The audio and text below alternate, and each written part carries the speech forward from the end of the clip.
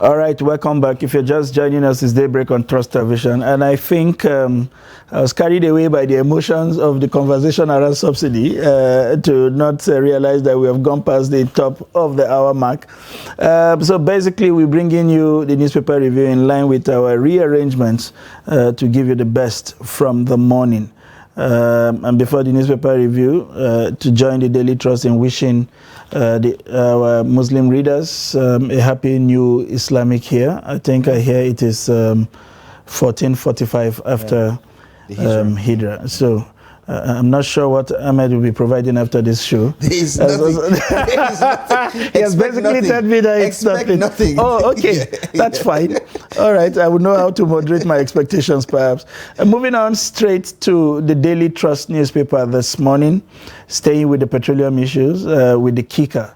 Petrol at 617 per litre, FG on the path to dictatorship. We will resort to self-help, and this is coming from the Nigeria Labour Congress. And the riders there read, commuters groan as commercial drivers hike fares, market forces responsible. This is coming from the NNPCL. And increase minimum wage to 100,000 naira. That's coming from civil society. And Tinubu orders review of 8,000 naira palliative. You'll find all of these on pages 4 and 5, and you also have pictures there from Jos, Abuja, and Kanu of people trying to quickly get into the filling stations before the new price took effect yesterday. Moving on straight to other stories, Bond kicks as NBC Malls license fee hike and broadcasting code review. That's on page 10. And finally, freight services begin on Lagos-Ibadan fast train. This is good news to most people, especially if you know how much congestion happens on the Apapa-Liverpool axis. And Senate may get ministerial list today. We can't wait. Farmers flee Borno villages as Boko Haram killings return. And this is a very sad one. Goodness. Very, very sad. And just recently, Governor Zulum used a security convoy to provide security for farmers to go back to their ancestral farmlands, and I guess this is just another setback. Yes, absolutely. And I hope the security guys are doing something about it. Nigeria's daily petrol consumption falls by 35% to think about 45 million from the supposed 65 million. And bride removes gown to escape as bandit attack wedding convoy. This is another unfortunate incident. And finally, TED funds to reps help us recover 322 billion debt from the federal government. That's it on the front page of Daily Trust. Ask yourself, who is the federal government and who is TED Fund? Anyway, let's turn our attention now to the front page of the Nigeria News Direct for today. Prince Dr. Samuel Ibiyemi has passed on, and I suppose there is a biography there containing all the relevant information.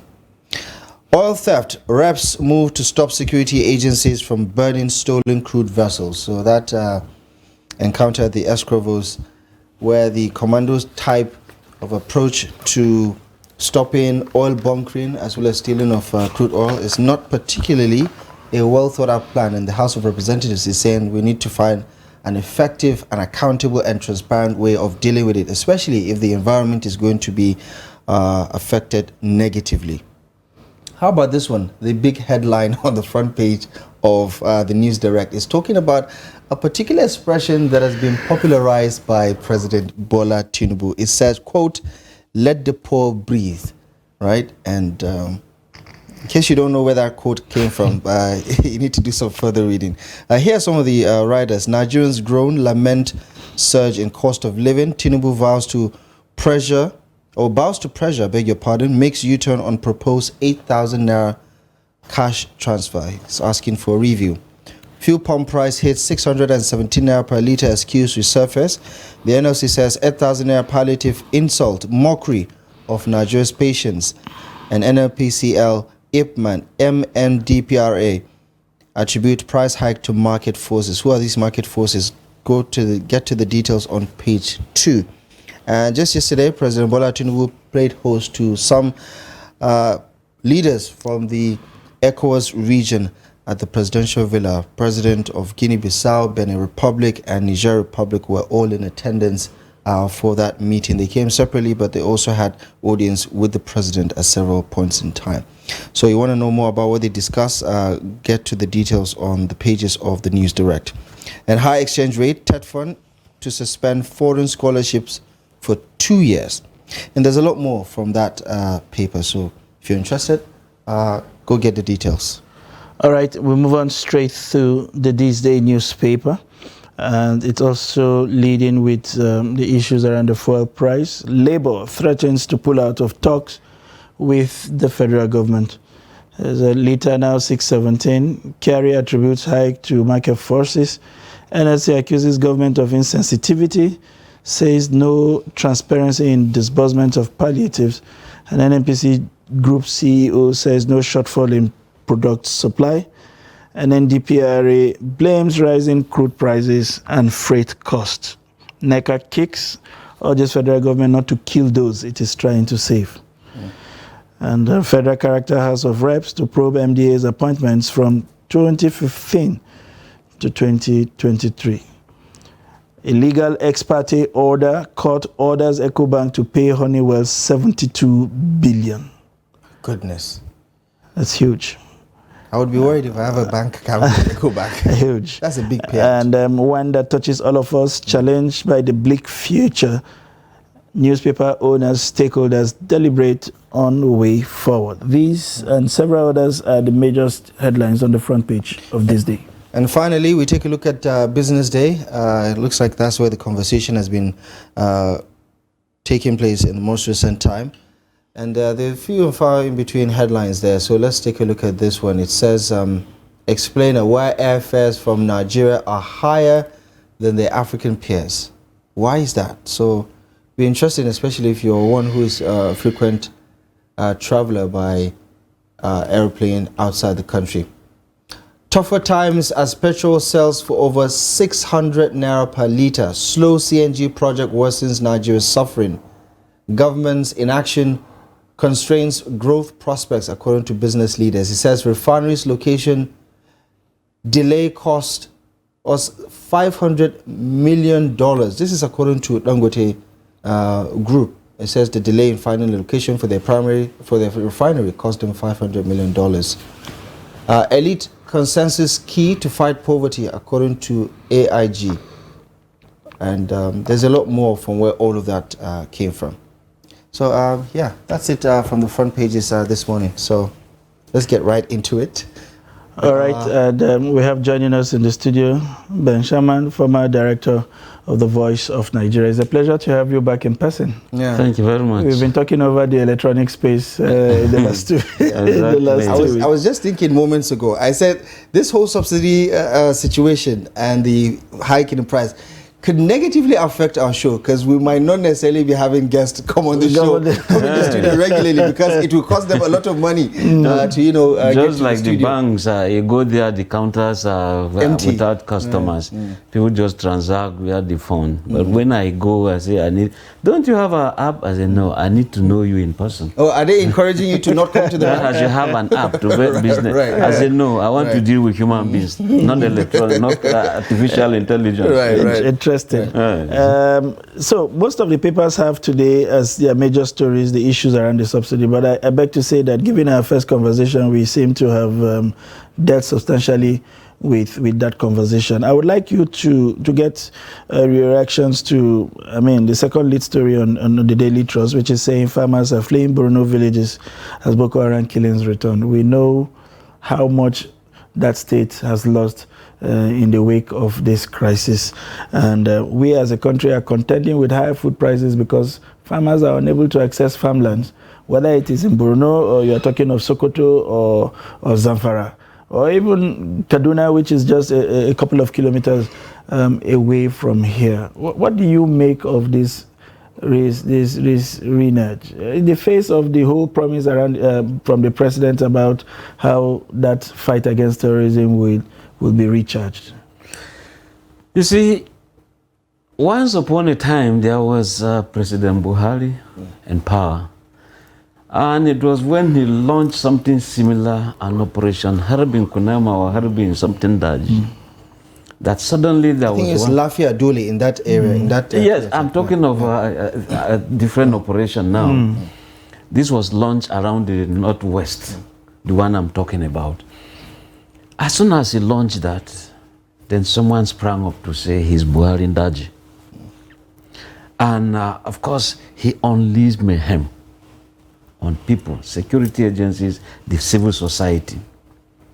Now back to Northeast, where we're talking about. When Tinubu is now saying there's going to be food security, there's going to be fertilizer being distributed to farmers, everybody go to the farms. Now, you can see the Borno people have gone to the farms like many other people. But Boko Haram, just like Buhari Daji challenged Buhari that time, President Muhammadu Buhari that time, this is now a challenge to Tinubu. Who are you? We are in charge of the bushes. It therefore says a lot, as Buhari has told the service chiefs, go, rout these people and ensure that there is peace. But again, in trying to do all of this, I'll have to have some pities for the security agencies. Why? Because when they go full force, showing that they can deal with the situation, again, Nigerians will claim ownership of some misguided citizens. They say, no, these are innocent people you have killed. Civil liberties, NGOs, human rights organizations will also come on board. The military. Instead of attacking Boko Haram, you are attacking innocent people. Those days when Boko Haram would dive into a worship center, a mosque or a church, they are busy killing inside. The military is being informed, look, murder, killing is taking place in so place. Now, if the military does not do a kind of segregated shooting, you have to target, segregate, and fire. So you choose your target. But Boko Haram, whoever is there has to go.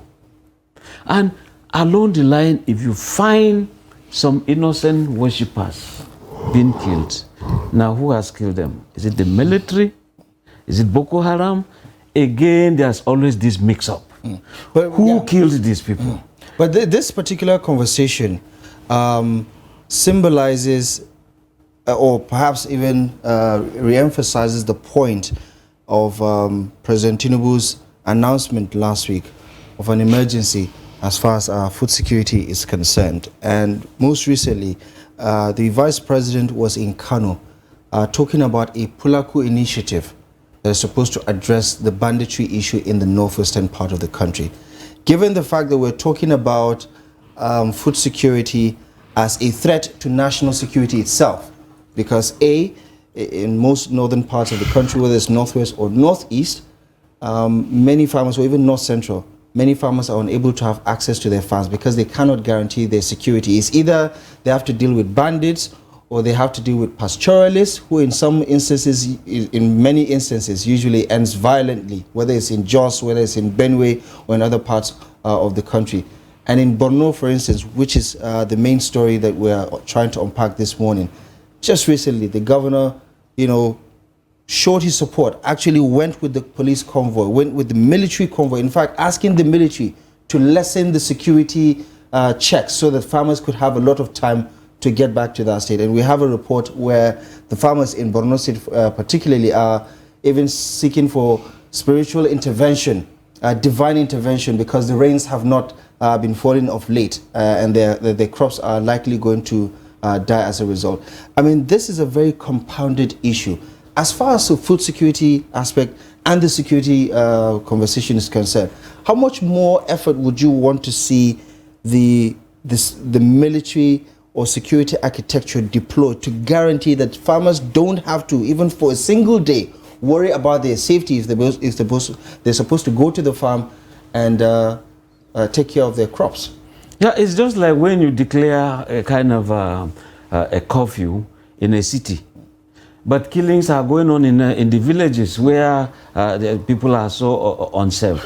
And talking about this food insecurity, not just the bandits, there are also other things. Like these quilla bats, in fact, they are a big problem too that will have to be taken care of. And just like you pointed out, 2 weeks ago, Borno people had to cry out. You could see crops withering away, drying, no rain, nothing. Now you have Boko Haram coming to add to these pains. And what does it say?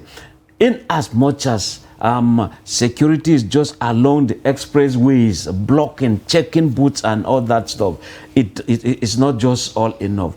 We need to do proper deployments. Let the bushes, let the farmlands be safe more than the roads.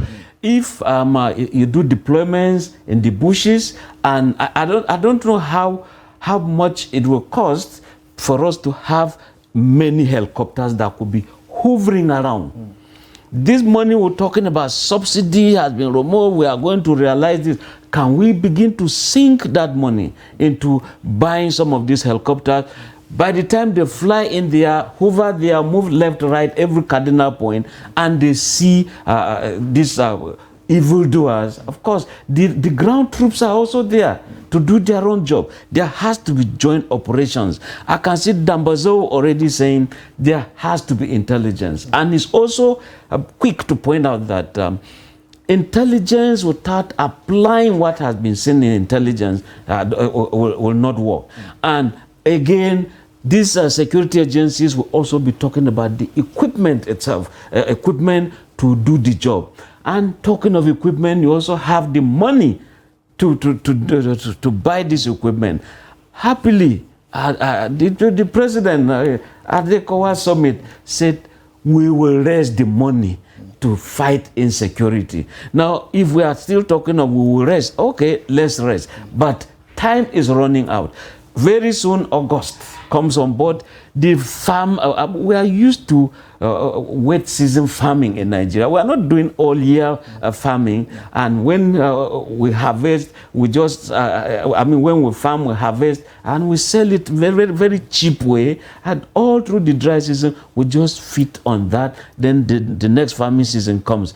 What happens? Government ought to, yes, let's have these fertilizers. Let them, in fact, subsidize farming.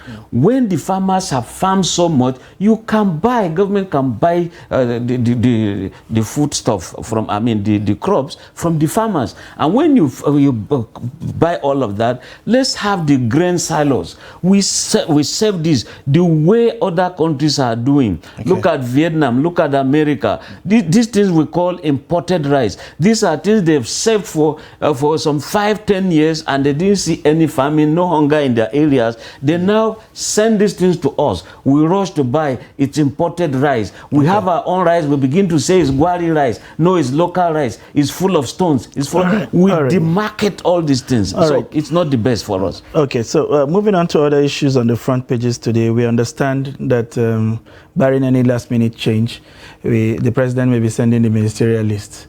And some people are saying finally, but he has just 10 days to go based on the bill. Time is running out for him. Time is running out for him. You think, what is your expectation of that list? There have been too many names bandied around.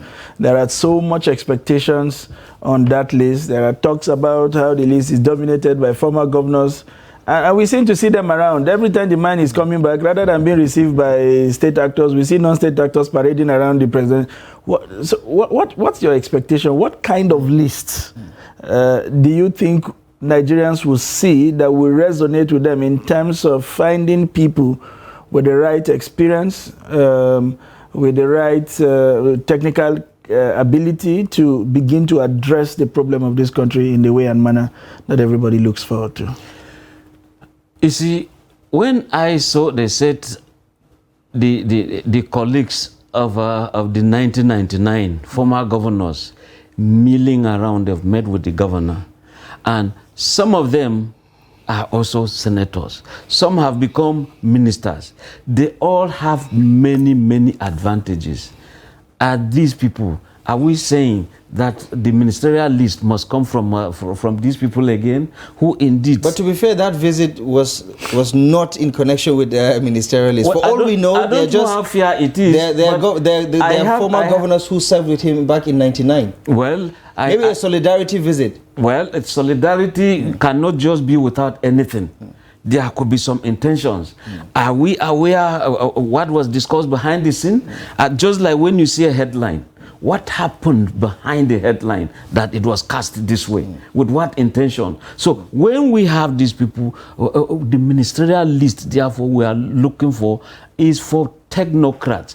Don't just look at party patronage. You appoint people who indeed are not experts in those areas, or even if they are not experts, we should begin to see some technocrats who will guide these ministers, provided again corruption does not take care of too many things. Okay. It's because of corruption that we are seeing these refineries. Tell me the year that we are not doing turnaround maintenance in Nigeria of refineries. Tell me the year that money is not being sunk into all these refineries, and only for some people to start blaming market forces. Tell me a government that should not control situation. Let us allow every society, every community, every association to take charge of the destiny of this nation. Just before we go, you've talked about the one you want to see, technocrats, people who are not necessarily, partisan hacks, so to say. What about the people you don't want to see on that list? Can you give me the criteria for you of the person that does not fit into what President Tinubu is trying to achieve? Very briefly, because we're completely out of time. Who do I, not to name anybody, but yes. What caliber of person do you not want to see on the list? Honestly, when you have jokers around, those who are indeed involved in just notice me syndrome, all you do is to run your offices, your achievements on newspapers, on radio, this. We cannot see what you have done, but every time you are saying you have done this, and when the next thing you hear is we are going to do everything, the government is that of the future, we are going to do. Let us see what you are doing right now. Let us see what you have done right now. Therefore, we need people who indeed must not be jokers. People who indeed will have the sympathy when it comes to education. People who indeed must have sympathy. Look at what the climate change is doing to Nigeria. People who must know security. Don't just, if there's no security, Nigeria is gone. So thank you very much, Thank you very much, Mr. Ben. No jokers. I wish we have time to continue to take a checklist. And also to wish the Muslim brothers a happy New Year. Only to tell them that my fuel tank is, don't give me a cow, just fill my tank. Ahmed has responded to you by saying we should expect nothing. So we just wish him to an empty happy New Year. That's the much, viewers, that we can take this morning. I hope that we have been able to bring some joy to your faces this morning. We are also suffering from the fuel price hike. I want you to remember that we are not inoculated from the pains, but in the midst of this pain, we'll find other ways to make ourselves happy. Same market, same source of money. Absolutely. And that's the much we can bring to you this morning. Let's do this again tomorrow. I am Sunday Michael Ogu. Thank you very much for your time and company. We do appreciate you very much for joining us. Feel free to do this again tomorrow live at 8 a.m. Until then, it's goodbye from me, Abdullah Ahmed. Good morning, and do have a lovely day ahead.